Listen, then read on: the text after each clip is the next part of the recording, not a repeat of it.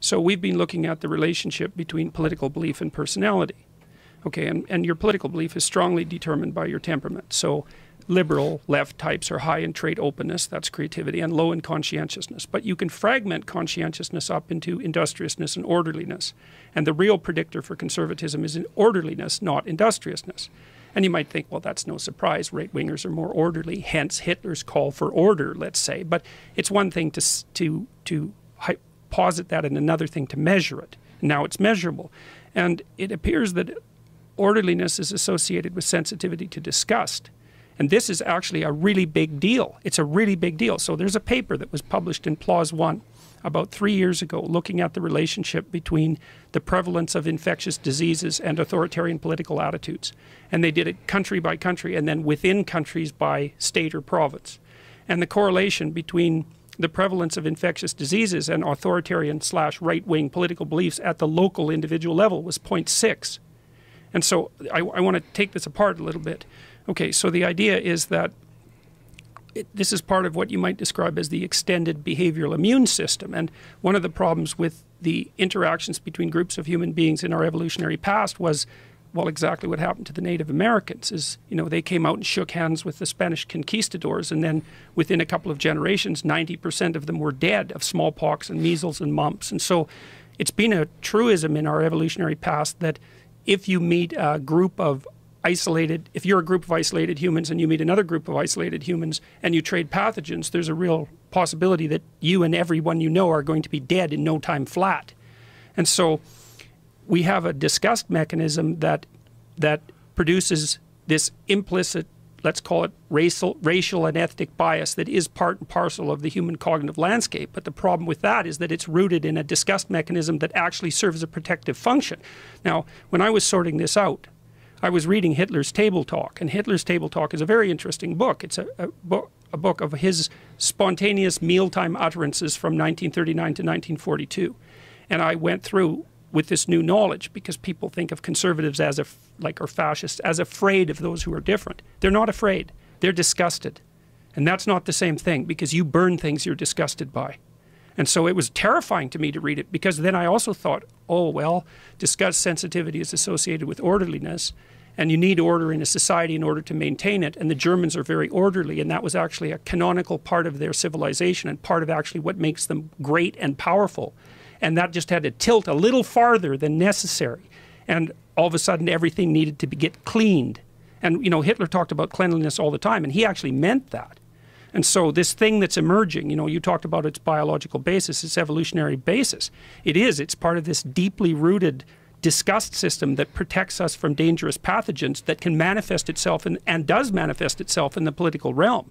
So I don't know exactly how to tease this apart, but I agree with your point about there's an actual danger when populations meet, like a literal pathogen danger, and that is liable to have produced a certain instinctive fear of the other, which doesn't have to be limited to that one thing, but that's enough to generate a selective force that would cause a certain reluctance to meet. But I want to point out that at least in the West and probably universally, human beings, when they go to war, tend to dehumanize the other population. And, you know, so, of course, calling the other population subhuman, vermin, whatever it is that human beings do. And my concern is that we are doing exactly this with the Nazis or de facto Nazis who are showing up on our screens at this point. That what we are doing is we are comforting ourselves by saying, well, that's a small outbreak of something that makes these people subhuman, justifies punching them or whatever. And I'm not squeamish about there being a right to violence when somebody is threatening a way of life. So it's not that. But my concern is that if you take the pathogen model and you imagine that that is a contagion and it needs to be isolated, then you will have the sense that as long as you do that, it's not going to show up somewhere else. Whereas what's, I think, the actual hazard is that that's actually a latent program that has served populations in past circumstances. It's indefensible, but it has served populations, and the populations that we come from have it, therefore, on reserve. And when certain characteristics show up in the environment, that program can emerge. And so my concern is that that's where we are in history. Right. It can't be isolated as a phenomena that's associated with the other. Your point, Brett, that the radical right actually is more powerful once they get organized is a really good one, because there's no fractionation. Yeah, it's more stable. You bet. And they have all the guns. That's another thing to think about. Certainly, in this country, the right is much better armed, and that's very frightening. There's the reversion to their racial identity. There's basically an outbreak of tribalism, which explains what's going on the far right. What's going on the left is a bit of a new twist. What you have is a coalition of different tribal identities that aren't large enough to marshal a force on their own, and so they're united, and together they are a formidable force. But what's going to happen is that's an unstable entity. At the point that that force gains power, it's going to come apart as internal dynamics rip it up. So it's not actually it's not capable of restraining the version that recurs on the right, the version that does manifest as white nationalism. That version is stable because it does represent an actual population that has an evolutionary basis for remaining cohesive. Something can have evolved as a virtue in some circumstances and still be of the type that, if magnified beyond its proper limits, becomes pathological. Here's the thing. What's up with Marxism is, there's a lot in Marx's critique of capitalism that's actually right. And so that kind of gets you through the door once you start looking at the analysis. And then there's the prescription, which is toxic, but it's not obvious why it's toxic. In other words, it's a pretty good story that doesn't happen to function. And so people gravitate to it because the story is moderately compelling. It's not game theoretically functional or stable or viable, and it does descend into this kind of, inevitable gray violence. And so we know that now historically. It's not just a theoretical issue. We've now seen enough of it to know that as a fact. But nonetheless, the fact that there are people telling the story to kids who don't yet know what to do with something that sounds like it might be true is very dangerous. So we have the perception of massive inequality. Economically, we do have massive inequality.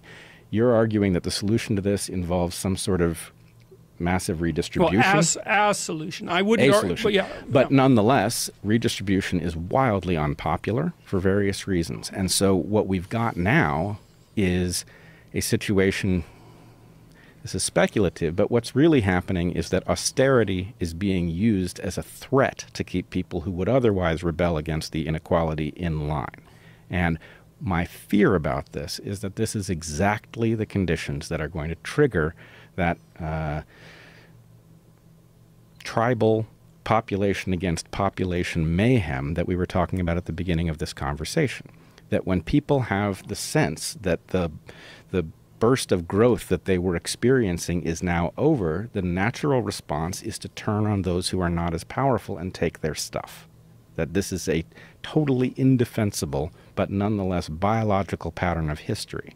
And that if we want to avoid that, we have to stop sending the signals that trigger us to imagine that we've just run to the limit of the opportunity that we had discovered, and it is now time to look and see who can't defend their position. How are we sending these signals? Well, by basically failing to provide enough well-being that people's perception of the inequality is reduced to a tolerable level. That's the argument for universal basic income, right? It's certainly a strong one, and it's also a good argument for equality of opportunity, right? Because people are actually not as resentful about the success of others as you might expect. They're resentful about it if they feel that the game is fixed. But they're also willing to consider the game long term. So lots of people will say, look, like, I'm stuck at not 0, I'm stuck at 1. But my kids might make it to 4, and that's good enough. And that's been the American dream, right? And that's a really high power antidote to inequality. It's like, well, yeah, there's some inequality. We need it to keep the generative mechanism going, but the game is fair and you can play it too, and there's some reasonable probability that either you or someone you love will be successful. So it has to be a straight game, and that's why ethics is so important to keep this landscape stable. People can't play crooked games, and the rich shouldn't be fixing the game if they want to hold on to their money. And the problem is that some of them, although not all, some of them are fixing the game. And no one's happy about that. And no wonder, you know, and I guess that was evidenced to some degree by the 2008 collapse, because it seemed, and I'm just as uninformed as the next person, so I'm capable of commenting on this. It seems from the outside that the rich disproportionately benefited from the restabilization of the economic system. And people are not happy about that. And they shouldn't be happy about that, because it indicates that there's something fundamentally rotten about the game. So you could say, well, maybe people can tolerate necessary inequality if the game isn't rigged. And so that's why everybody has to act in a manner that indicates that the game isn't rigged. And that means they can't rig it. That's really what it means. So we're also being driven into this inequality corner by, I would say, by the postmodernists and the neo-Marxists, because they say, this is the pernicious thing. They say, well, the reason that some people have more than others is because every hierarchy is based on arbitrary power, and they're all oppressors. And the reason they have the money is because they stole it from you. And there's some truth in that, because there are some criminals. But when you get to the point where you fail to distinguish the productive people from the criminals, which is exactly what happened in the 1920s in the Soviet Union, you better bloody well watch out, because when you radically make things egalitarian, you're going to wipe out all your productive people, and then you're going to starve. And so that's one of the doom end scenarios that awaits us if this idiot process of polarization continues. And what I find reprehensible about the universities, and you're tangled up right up to your neck in this, is that the universities are actively agitating to produce people who believe that all inequality is due to oppression and power. And that's just, well, first of all, it's technically wrong.